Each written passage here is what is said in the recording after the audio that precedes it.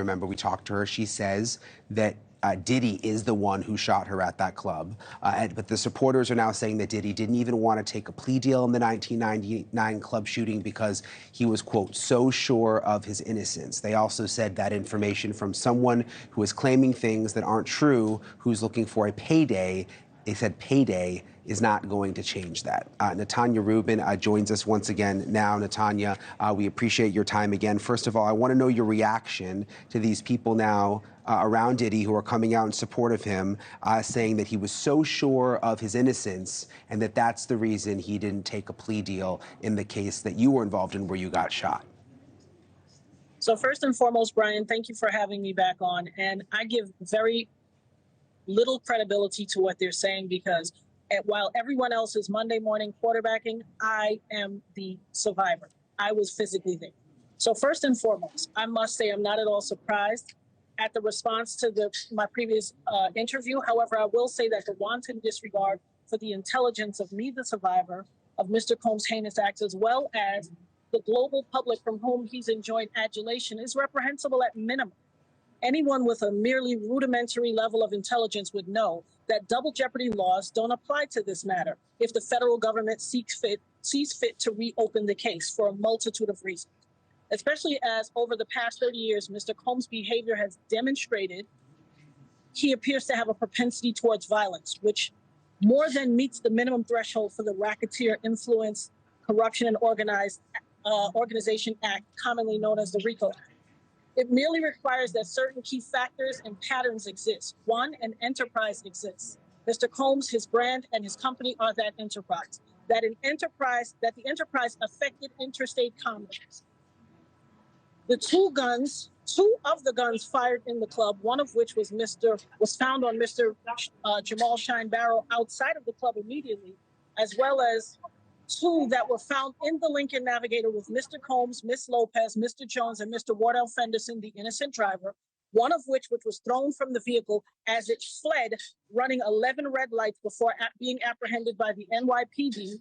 To my best recollection, all three identical 9mm Smith & Wesson Model 915 pistols, reported stolen from Georgia in August 1999. Incidentally, all loaded exactly the same with hollow point bullets. I mean, what are the odds? With coincidences like that, I should play the Powerball, but I digress. Number three, that the defendant was associated with or employed by the enterprise. That is obvious and redundant. And number four, that the defendant engaged in a pattern of racketeering, again, another redundant count, that the defendant conducted or participated in the conduct of the enterprise through that pattern of racketeering activity. And it is my assertion wholeheartedly that Mr. Combs was inappropriately charged originally. His charges should have mirrored that of Mr. Jamal Shine Barrow. He should have been charged with attempted murder, a reckless endangerment, criminal possession of a weapon, and firing that weapon in an open environment. Yeah. Make no mistake. You have clearly done your research, Natanya. Oh, absolutely. I can tell. And I'm curious, you bring up these are Shine. Things that I know are.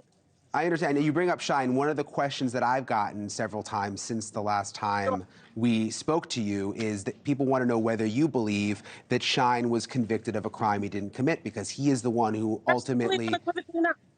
Absolutely not. Okay. Shine Barrow admitted, I started filming a docuseries called Shot, like I said on the past interview, survivors helping others through.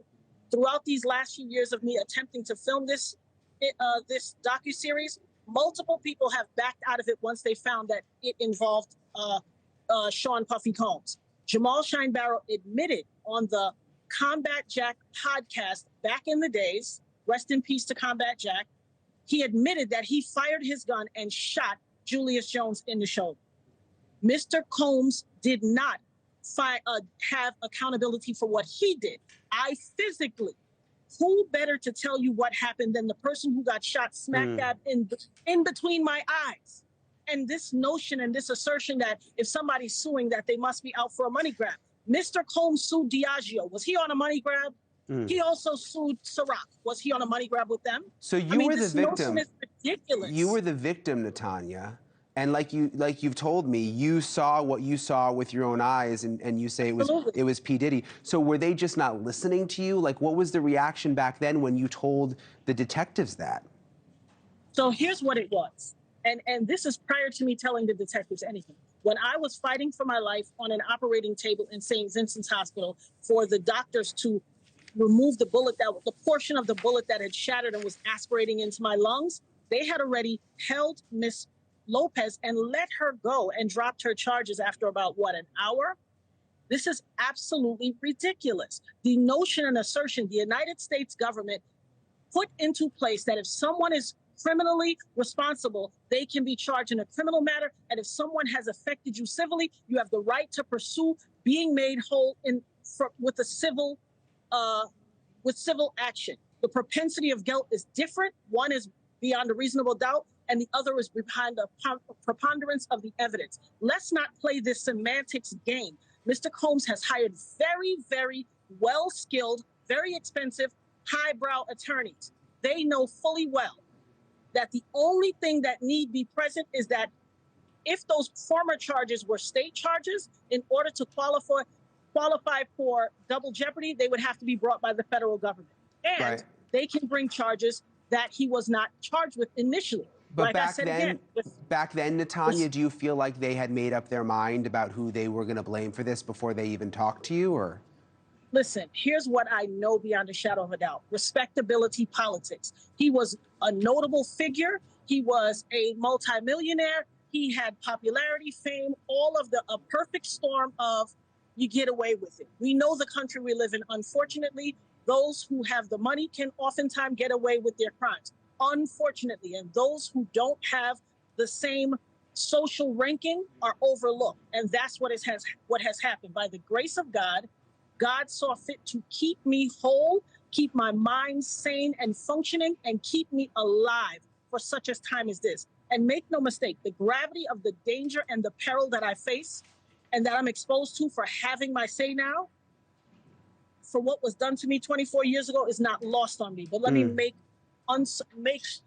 clear beyond a shadow of a doubt. I am not now, nor have I ever been suicidal. I love life, and I'm grateful that God spared my life back on that fateful day on December 27th, 1999. I'm a living miracle. Yeah, you are And clearly so, a very... anything, Sorry to interrupt you, but you are a very strong woman. I mean, that is very, very clear. And you have done your research, and you deserve to have your voice heard, which is one of the reasons. And I think it's important for me to say I'm a healthy woman. I live a simple, quiet, risk-averse life. So if I should meet with an untimely demise, it would require and be worthy of deep investigation. I understand the peril of what I am exposing my life to. It's disturbing to hear you say that. I mean, but to have my say, it's disturbing for me to think it and feel it. But I am healthy. I don't have any intentions of going anywhere. I'm grateful that God spared me, and I plan to live out my life to see my children's lives actualized and realized. Well, I don't want to play against semantics. We appreciate you coming on again, Natanya. I mean, I'm glad you were able to respond to this latest statement from people around Diddy, and we'll continue to give you a voice on this. So thank you, Natanya. It's dismissive to think that if someone files a lawsuit that they should be ridiculed. Yeah. If I didn't suffer, I'm willing to have a doctor remove a part of the 9mm bullet in my face so that they can use it as evidence if need be for this trial. And it may cost me my life. You would be willing to do that now? I'm willing to do it. Oh my gosh. So what do they have to say to that? Yeah. Okay. I have 9 bullets. I'm sure I can spare one. Okay. Well, we'll be in touch. We'll see how this moves forward. There's a lot of moving parts with Diddy right now. So, okay. Thank you, Natanya.